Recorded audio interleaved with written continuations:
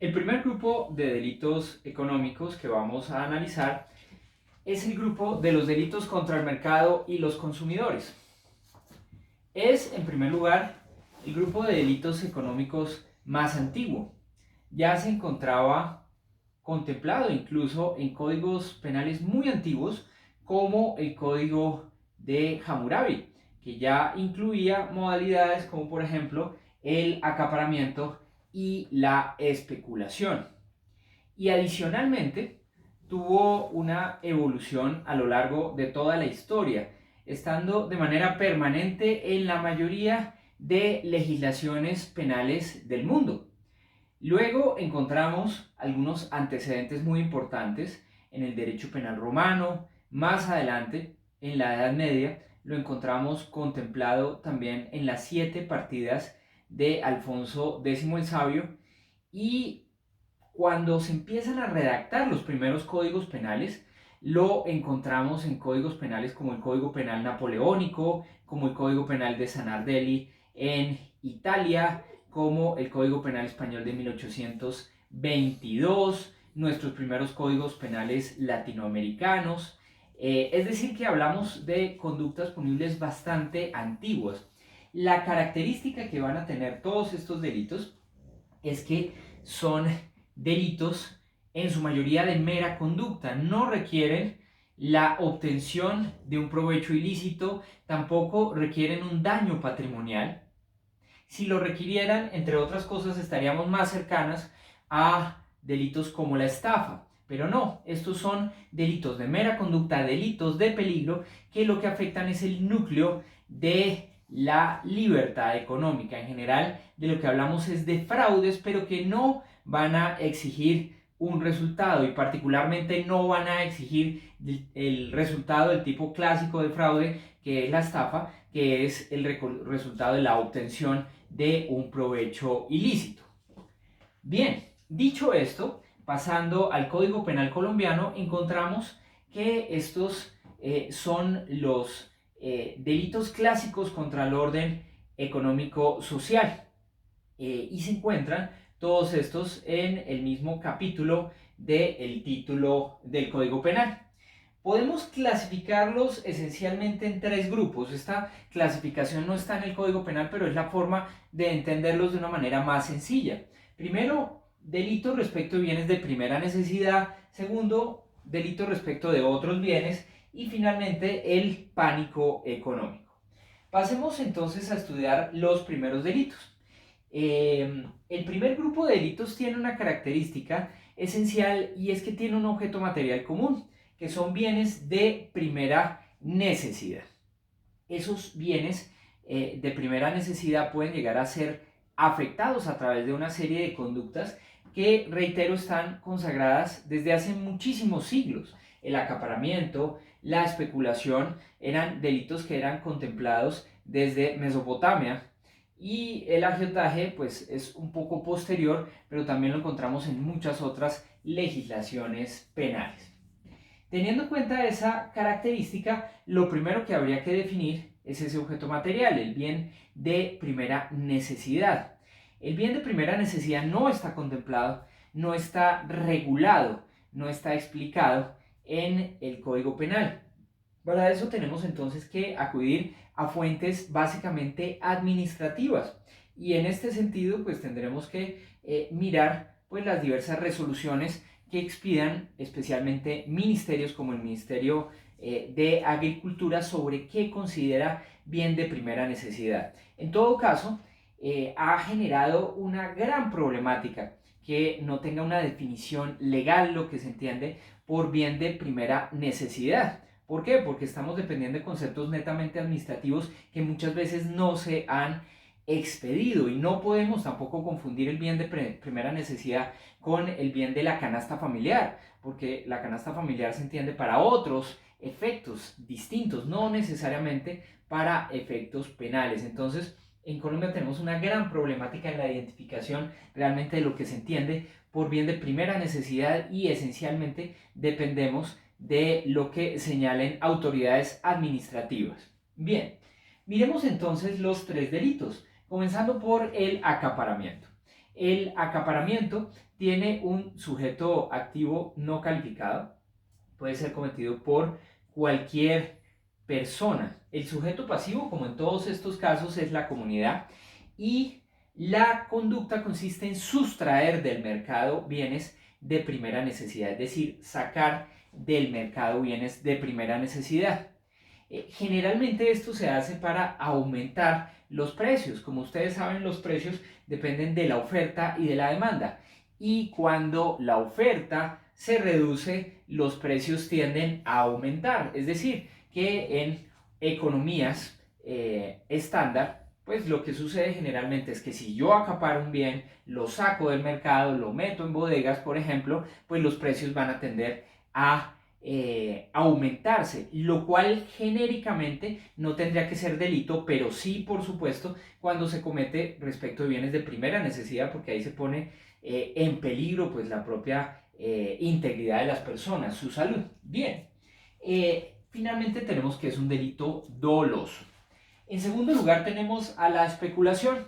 La especulación tiene sujeto activo no calificado, también puede ser cometida por cualquier persona, aunque pues por su misma denominación tiende más hacia sujetos pues, del comercio, que participen en el comercio. El sujeto pasivo es la comunidad, y la conducta consiste en colocar a la venta bienes de primera necesidad por encima de los precios autorizados. Es decir, por ejemplo, el gobierno expide un decreto señalando que el precio máximo del arroz, de la carne, de los huevos, de la leche es X precio. Y este delito se comete no por vender, sino por colocar a la venta, es decir, por ofrecer a la venta. Por eso es que nuevamente hablamos de un delito de mera conducta clásico. Este delito en todo caso tiene un problema nuevamente, y es que en Colombia no hay muchos bienes de primera necesidad que tengan regulados los precios. Entonces nuevamente nos encontramos con que en Colombia existe mucha especulación, pero a pesar de esa situación, pues esa especulación no se materializa en la comisión de delitos porque no está definido esos precios. Hay algunos productos en todo caso que tienen precios regulados. Lo logramos finalmente con los medicamentos. Participé personalmente en la redacción de los decretos de emergencia en salud que se presentaron en el año 2010. Hubo una crisis bastante grande. 2009-2010, una crisis bastante grande en materia de salud, y expidieron varios decretos.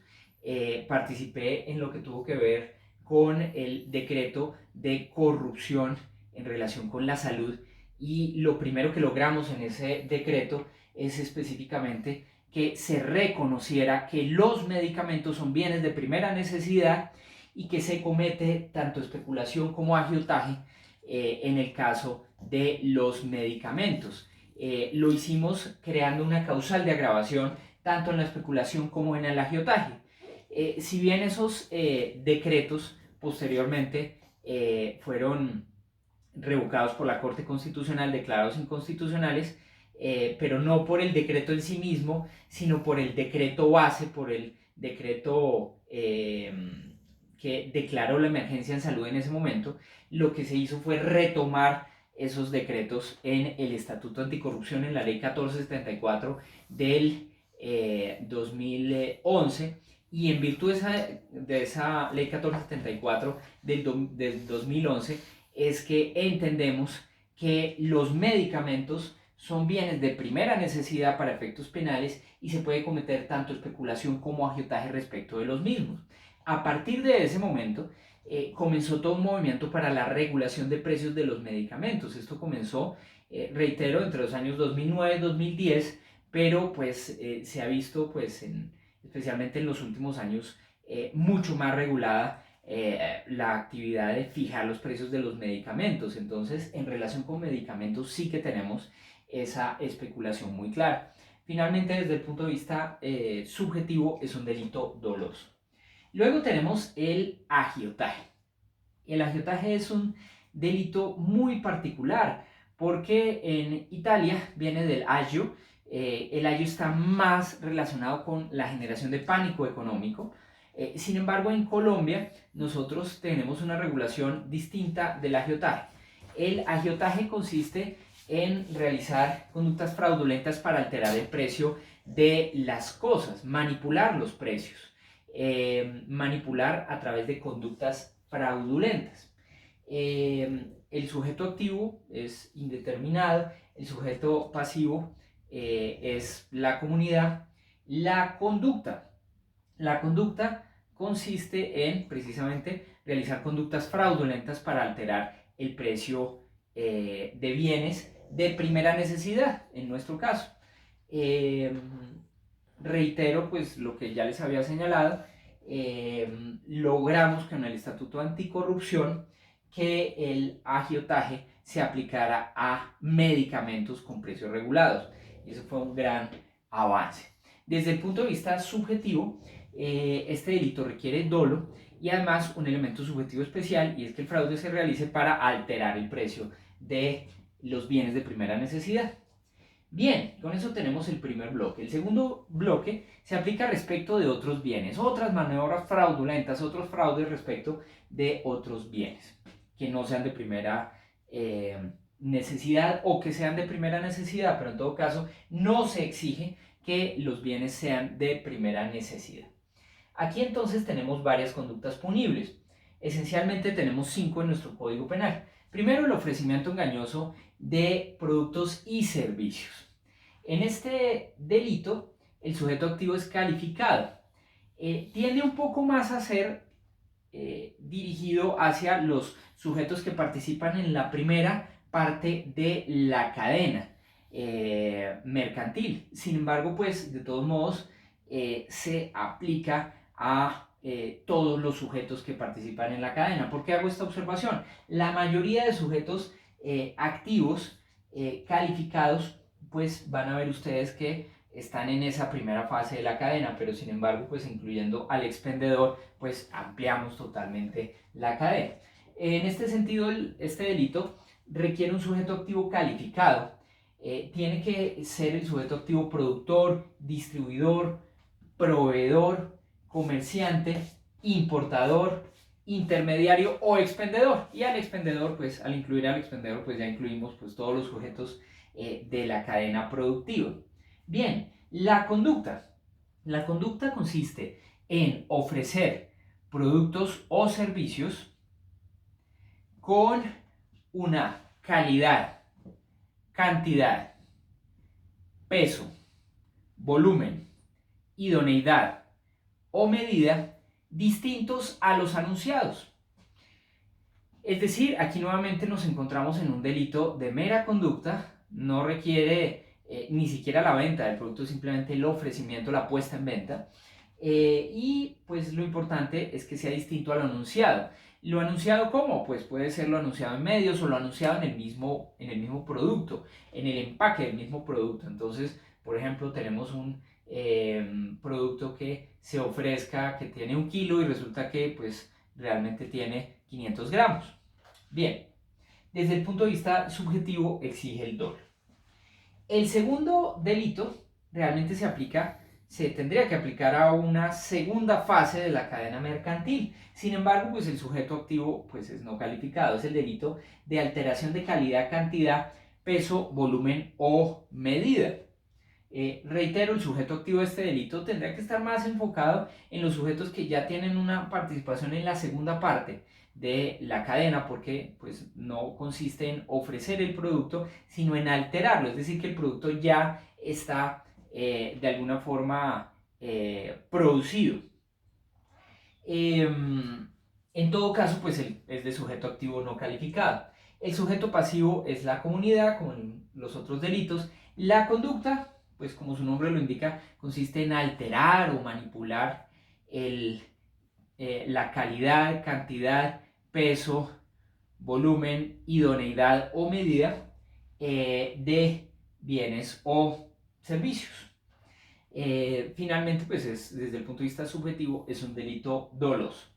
Luego tenemos la ilícita explotación comercial.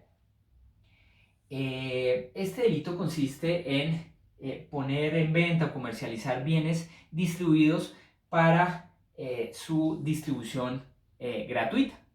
En cuanto al sujeto activo es indeterminado, el sujeto pasivo es la comunidad. La conducta precisamente consiste en comercializar o vender bienes que han sido distribuidos para venta gratuita, como cuáles, pues como por ejemplo la bienestarina de los niños. En Colombia pues tenemos muchas veces productos que se entregan para distribuirlos gratuitamente, pero lamentablemente hay gente que inescrupulosamente termina vendiendo esos bienes para obtener pues una ventaja. Entonces lo que castiga este delito es eso. Sujeto activo no calificado, sujeto pasivo es la comunidad. La conducta consiste precisamente en comercializar esos bienes distribuidos para su mm, dación gratuita, y desde el punto de vista subjetivo es un delito doloso. Luego tenemos el daño en materia prima, producto agrícola o industrial. Este es un delito bien particular. Realmente es un daño en bien ajeno calificado respecto de materia prima, producto agronómico o industrial. ¿En qué consiste? Pues en dañar el producto. Pues ahí no tiene mayor complejidad. El sujeto activo es indeterminado, el sujeto pasivo es la comunidad. La conducta es propiamente dañar los bienes que tengan esas características: materia prima, producto agronómico o industrial. Y desde el punto de vista subjetivo es un delito doloso. Luego tenemos a la usura. Bien, la usura en Colombia y en general en Latinoamérica es un delito lamentablemente muy cometido respecto de pues muchas personas que se dedican a hacer préstamos de manera informal, los llamados usureros, y pues es bastante grave para la economía, sobre todo de las personas. Miremos las características. El sujeto activo es indeterminado, precisamente. No se quería incluir solamente pues, a entidades financieras, que serían las que legalmente pueden hacer préstamos, sino en general a cualquier persona, porque en Latinoamérica cualquier persona realiza préstamos de manera ilegal, pues, lo cual pues, no está autorizado, pero lamentablemente se presenta muchísimo. Bien, el sujeto activo entonces es indeterminado, el sujeto pasivo es la comunidad. La conducta es compuesto alternativo. Incluimos varias hipótesis. Tenemos recibir o cobrar o comprar cheques, sueldos o prestaciones sociales. Esa sería la conducta, pero pues está calificada por una serie de circunstancias. Directa o indirectamente, se puede hacer de manera directa o indirecta, en el cual se cobren por préstamo o venta de bienes o servicios una utilidad que exceda en una mitad el interés bancario corriente. Es decir, básicamente recibir, cobrar o comprar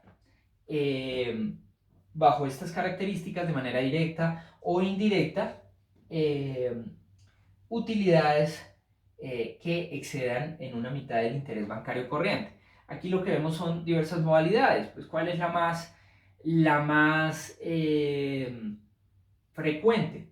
Pues la de los usureros, la de los prestamistas que cobran el doble o el triple del interés bancario corriente. Eso es lo más usual, pero pues hay otras modalidades. Por ejemplo, también se puede hacer a través de la venta de bienes o servicios. Entonces, por ejemplo, la venta a plazos. En la venta a plazos, en el fondo yo lo que estoy haciendo es dar un crédito a la persona para que no me pague inmediatamente todo, sino que me lo pueda pagar en determinados plazos. Por eso es que también se puede cometer ese delito. O también con esas otras modalidades como es el descuento, lo que se llama desde el punto de vista financiero el descuento, como pues comprar cartera o comprar cheques, sueldos o prestaciones sociales con ese interés concreto. Desde el punto de vista subjetivo, pues es un delito doloso. Bien, finalmente ya para terminar estos delitos tenemos el pánico económico. El pánico económico es un delito que afecta de manera muy profunda el mercado, porque el mercado se mueve con información y si se da información falsa o inexacta, pues puede llegarse a afectar de manera muy grave. Los sujetos. Eh, en algunos países el pánico económico tiene unos sujetos más calificados, sin embargo, pues en Latinoamérica en general es un delito de sujeto activo indeterminado. En Colombia lo es un delito de sujeto activo indeterminado, cualquiera puede cometerlo. De hecho, es un delito muy cometido en ciertos sectores. Por supuesto, ya no estamos en la época de Roma, pues, que venía una persona a hacer anuncios populares, sino hoy en día pues se utilizan las nuevas tecnologías, se utilizan blogs económicos, por ejemplo. Ustedes saben que pues para la venta y compra de acciones es muy importante tener información y hay muchos blogs económicos en Colombia que dan esa información, pero lamentablemente pues a través de esos blogs económicos se puede afectar el mercado. ¿Por qué se afecta el mercado? Pues generalmente pues lo puede hacer personas a sueldo que terminan intentando generar pánico para quebrar una empresa, por ejemplo, diciendo pues información falsa, inexacta de esa empresa, y que la competencia se quede con el mercado. O pues igualmente también quieren que se retiren empresas extranjeras que están compitiendo con empresas nacionales y generalmente esto lo hacen blogueros a sueldo o personas pues que derivan una remuneración ilegal de este tipo de actividades y pues no son objetivos. Bien, en cuanto a la conducta consiste en divulgar información falsa o inexacta. Esa es hasta ahí la conducta. Y como ven ustedes, se parece un poco a cierto tipo de conductas contra integridad moral. Eso puede hacer incluso que pueda darse un concurso ideológico de delitos entre pues lo que puede ser una injuria o una calumnia y el pánico económico. Entonces la conducta es divulgar información falsa o inexacta. No se requiere pues un resultado de mera conducta, es un delito doloso, pero lo que califica realmente este delito son elementos subjetivos especiales. Tiene dos posibilidades de elementos subjetivos especiales, es decir, elemento subjetivo especial es compuesto alternativo. Se puede configurar a través de dos opciones. Primero, afectar la confianza en el mercado, es decir, que se tenga la intención de afectar la confianza en el mercado, es una posibilidad. Entonces, por ejemplo, alguien quiere generar pánico, bien sea porque es un sujeto a sueldo de la competencia o simplemente porque quiere afectar el funcionamiento de un país. Tenemos pues casos terribles donde ello se ha presentado y pues afectando la confianza en el mercado termina afectando pues la cotización de las acciones en bolsa de las empresas. Entonces, por ejemplo, yo empiezo a revelar información de que una empresa se va a quebrar y resulta que no se va a quebrar, la empresa está totalmente funcionando, está perfecta. Pero pues yo quiero beneficiar a la competencia de esa empresa y quiero quebrar a esta otra y divulgo información falsa e inexacta. Es un ejemplo clásico del pánico económico en Colombia. Y la segunda posibilidad de elemento subjetivo especial es que se tenga el ánimo de provocar el retiro de los trabajadores o el retiro colectivo. Básicamente, lograr el retiro de trabajadores o el retiro de las empresas de nuestro país. Reitero, nuevamente, pues también se han presentado casos en Colombia en el cual se genera pánico económico, divulgando información falsa o inexacta, con el objeto, por ejemplo, de sacar una empresa extranjera de Colombia para beneficiar a la competencia o lograr el retiro de sus trabajadores de manera masiva, pues lo cual lo que generaría pues sería que la empresa no pueda seguir funcionando, porque una empresa no puede funcionar sin trabajadores.